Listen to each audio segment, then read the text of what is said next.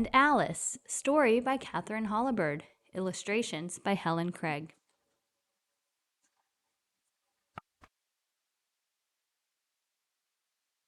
Angelina jumped for joy the day Alice came to school. Alice loved to dance and do gymnastics, and she was good at all the same things as Angelina.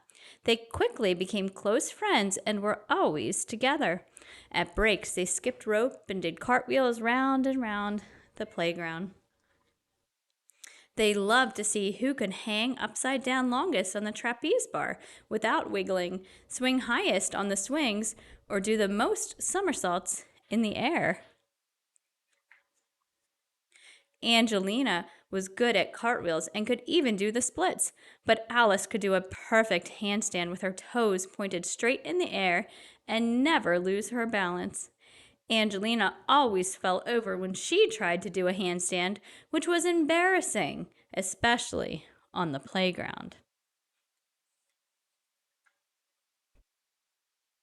One day, Angelina fell right on her bottom, and the older children pointed at her and laughed. One of them giggled and said, "Look at Angelina Tumbelina." Another whispered to Alice, and then something awful happened. Alice giggled too and ran off to play with the older children while Angelina sat behind the swings and cried. The next day was worse. They were all saying Angelina Tumbelina on the playground, and Angelina couldn't find Alice anywhere. Angelina couldn't concentrate at school and made lots of mistakes in her spelling. She couldn't eat her sandwiches at lunch either, and by the time the class was lining up for gym, Angelina felt so sick she wished she could go home. Mr. Hopper, the gym teacher, blew his whistle for silence and said, "You've all worked so hard at your gymnastics over the year that we are going to do a show for the village festival. Everyone needs to find a partner and start practicing now." Angelina looked at the floor. Who could she ask? She was afraid nobody would be her partner. A big tear rolled down her nose. Then she felt a tap on her shoulder. It was Alice. "Will you be my partner, please?" Alice asked. All that afternoon, Angelina and Alice worked on handstands in the gymnasium. "Just keep your head down and line up your tail with the tip of your nose," Alice said patiently. "That always helps me to stay up straight longer." Alice was a good teacher, and soon Angelina could do a handstand without falling at all.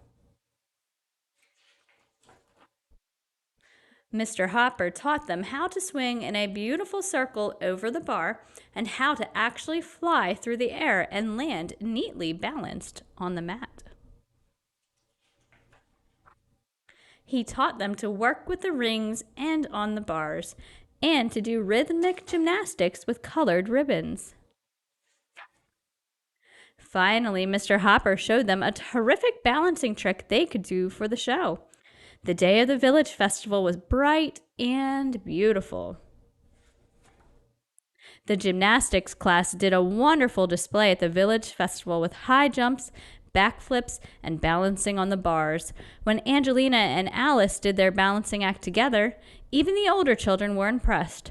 "Wow," they said, "how did you learn to do those amazing tricks?" After the show, Mr. Hopper smiled and said, "That was really good teamwork." Alice and Angelina grinned back. "That's because we're such good friends," they said together. The end.